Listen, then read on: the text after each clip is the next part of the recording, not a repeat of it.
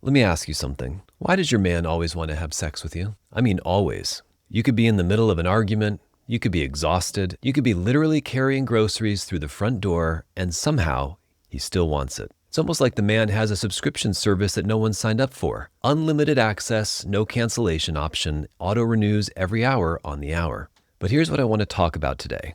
And if you get this wrong, if you keep misreading what's actually happening, it quietly destroys something that matters. Us men produce between 10 and 20 times more testosterone than women. Not a little more, not slightly more, 10 to 20 times. That's not a gap, that's a different hormonal planet. And here's the part that we all miss. Testosterone isn't just about sex, it's one engine that powers everything. Our ambitiousness, our protectiveness, our drive to build something, to compete, and to pursue you. The same hormone that makes us stay late at work, that makes us show up for our family and refuse to quit, is the same one that makes us reach for you at 11 p.m. on a Tuesday when you're already half asleep and you've told him this is not when you want to be approached. You can't split these things apart. They're one thing.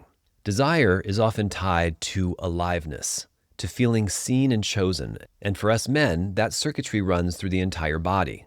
It's not shallow. It's biology that's been hardwired to us for thousands of years. You're dealing with something ancient. And so no, before you say it, that's not an excuse for bad behavior. I'm just asking you to understand what you're actually working with before you make a judgment call and continue that spiral of being annoyed. Now, you know that week before your period, when your energy drops, your mood shifts, and your body just wants to be left alone, and you can't control it, it just happens? So we've got something like that too, except instead of once a month, it happens every single day.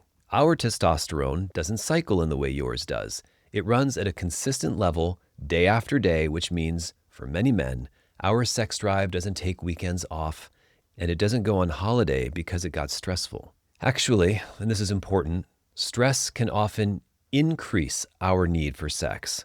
Because for us, physical intimacy is one of the primary ways in which our nervous system gets to regulate, to come back down, and to reset. I know you've been there too.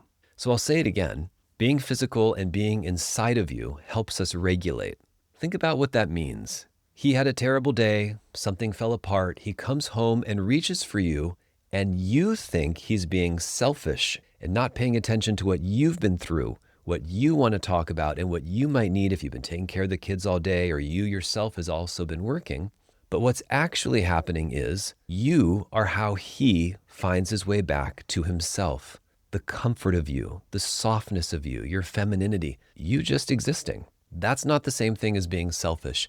That's actually one of the most vulnerable things that a man can do. And most of you have lost that vulnerability. Here's where I need you to really stay with me. When you tell him no, and I'm not saying you're not allowed to, you absolutely are, but I know exactly how most of you ladies are doing it. When you say no dismissively or repeatedly or without any acknowledgement, or you get annoyed or pissed off or irritated that, your man actually finds you desirable and actually wants you, a problem that millions of other women on the planet are trying to solve, he doesn't just feel rejected in the moment, he feels it at the level of his identity. His sense of being wanted, his sense of being enough, his sense of what am I doing all this for, his masculinity. But he'll never tell you that.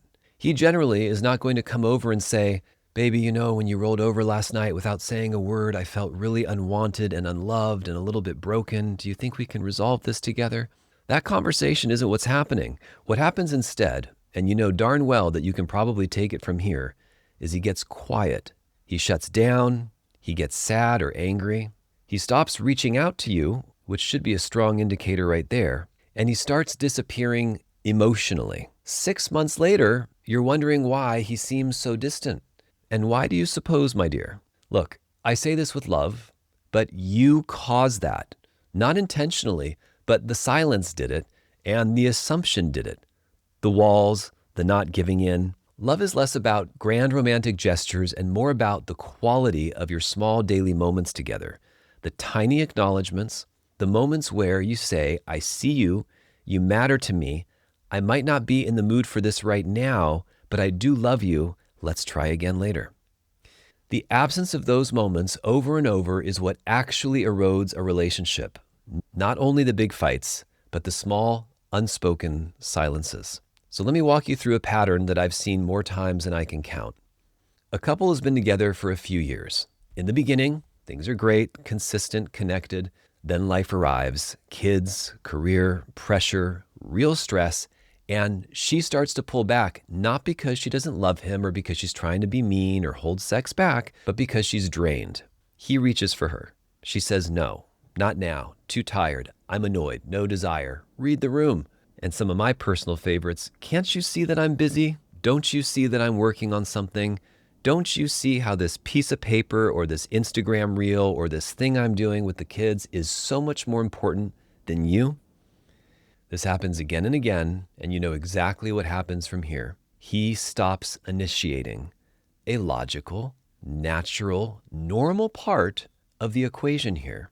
But she, in all of her wisdom, notices that he seems a little distant, and there's the push of blame. She says to herself, well, I guess he seems that way, so maybe the best choice for me is to pull back and be distant as well. I'll be even more distant.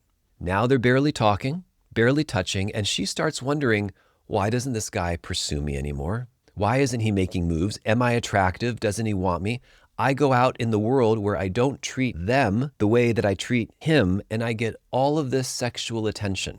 So I have to say, for many women, I know it feels impossible for you to think that you did anything wrong to cause this because you're so wonderful and you can't be wrong. But many women have this attitude. You're wondering why he doesn't want you and why you aren't feeling desired when you did the very thing to create it by distancing yourself from him. Do you see the irony? He stops chasing because she kept moving the goalposts further and further back. And now she misses being chased. This is a Seinfeld episode. It's literally a bit, but it's also real. And for many of you, a little too close for comfort. It hurts, and it hurts a lot of us. The problem didn't start in one breakdown. It started months earlier in a series of small movements that piled up quietly until they became a wall. So, what do we actually do with all of this information? Let's solve some of these things together. Number one, honest self-assessment. Not, do I love him? This isn't the question, or if he loves you. Of course he does. The question is, does he feel desired by you? A question that you may not have ever asked yourself because you're so caught up on you wanting to feel it from him. Or at the very least, can you let him in? Those are two completely different things. You can love someone completely and make them feel invisible at the same time. Number two, change how you say no. This has got to start immediately because sometimes the answer genuinely is no, and that's fine, truly fine, but your delivery is everything. Ugh, really? Now? Now you want to do it? Jesus, can't you ever keep that thing in your pants? Don't you ever stop? Don't you ever take a break? Is that all you think about is sex? Versus, sweetheart, I'm really exhausted tonight, but I want you to know that I do love you and I do want you. Here's a blowjob. No, I'm just kidding. Can we try again in the morning? Please try this again with me in a couple hours, or let me just get some sleep. That hits completely different than silence or a one-word shutdown. One keeps the fire going, the other slowly puts it out. Number three, initiate. I know, even I never stop talking about how men should, but men carry the weight of initiating almost constantly. And very few things change the energy of a relationship faster than a woman pursuing or at least making herself overtly available to her man. It doesn't have to be a big production, a text, a look, coming to him first. That's it. That one thing shifts the whole dynamic, and also it's easy to do and costs you nothing but putting your ego and your pride to the side, and often this ridiculous expectation that he should always, without fail, be the one to initiate. Number four, have the actual conversation, not during a fight, not at midnight when tension's high, not when they're rushing out the door in the morning. In a calm moment, tell him what you need and ask him what he needs. Because right now, a lot of couples are sitting on opposite sides of the same river wondering how they got so far apart. You need to build the bridge. Number five, understand that this is maintenance, not a one-time fix, and that intimacy in a relationship is like brushing your teeth. You wouldn't just brush your teeth once in January and consider it handled for the year. Your man is not a quarterly report. Some of you water your garden more than you give him affection. He needs attention more than that. It's a living part of what you're building together. If you stop feeding it, it starves. Now here's something real I want to leave you with. When a man feels genuinely desired, not performed, not obligatory desire, but real chosen, deliberate desire from his female partner, he becomes a different man. More present, more protective, more open. It's not manipulation. It's just how the engine runs. The same way you need emotional connection, the same way you need to feel chosen, the same way you need to feel pursued and desired, he also needs physical intimacy to feel loved. Neither one is wrong, they're just different languages. And the relationship either learns to be bilingual, in more ways than one, or it quietly starves. Love is not just a feeling that you have, ladies. Love is a thing that you do every single day in the small moments.